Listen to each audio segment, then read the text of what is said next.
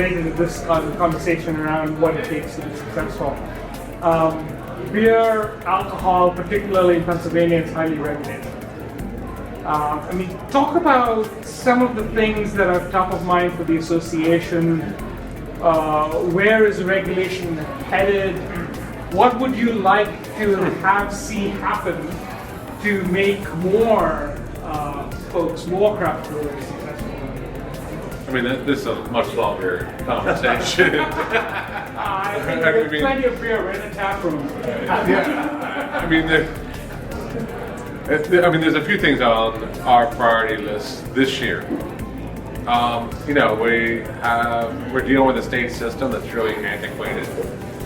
We still are being, we still pay the Johnstown tax on our booze. We're talking about a flood that happened in 1933. 18%. It's just insane. We wanted to try to get mixed drinks to go. Legislation passed a year and a half ago, and we were fighting against the guy that wanted ready-to-drink cocktail. Every little thing, there's stumbling blocks. So we look for little wins where we can. This year, the operators, the licensees get a 10% discount when they buy product from the state. We're hoping to get that increased to 15%. Just little things.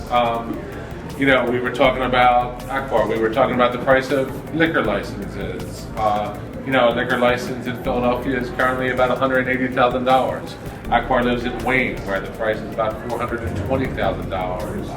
Wow. Currently, but we can go out to Johnstown and pick one up for $32,000. But maybe that allows for a lot of great BYOBs in the area. Maybe that allows for a lot of breweries in the area to open up. But it's just a constant battle. Ben has a very difficult job because some of the stakeholders in the Pennsylvania Restaurant and Lodging Association don't necessarily have the same priorities, and the Pennsylvania Liquor Code has often been referred to as a bundle of sticks, meaning that if you try and move something with surgical precision because it makes sense for your business vertical and it makes sense for the consumer, all these other sticks rattle.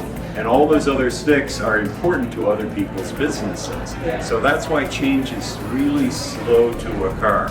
You really have to almost throw in a bucket of appeasements to multiple industries in order to get something that can achieve momentum. For sure. We were talking about grocery stores, selling beer and wine. Well, how's that affecting bars? How's that affecting brewers? How is that affecting the restaurants? So, it's always trying to thread that needle to make sure that the legislation that's being written, the legislation that's being passed, lifts the industry up as a whole, when knowing that there's always going to be winners and losers, making sure that those losers are, not really being trod on, not being damaged. The other great thing about being an operator that's involved in a trade organization like the Pennsylvania Restaurant and Lodging Association is it helps give you the consumer perspective, right?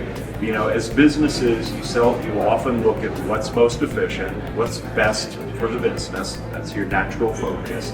When you're in a trade organization and you sit at the table with others, you suddenly recall the perspective of the consumer, and you realize that all of your solutions have to be measured with what the consumer's looking for.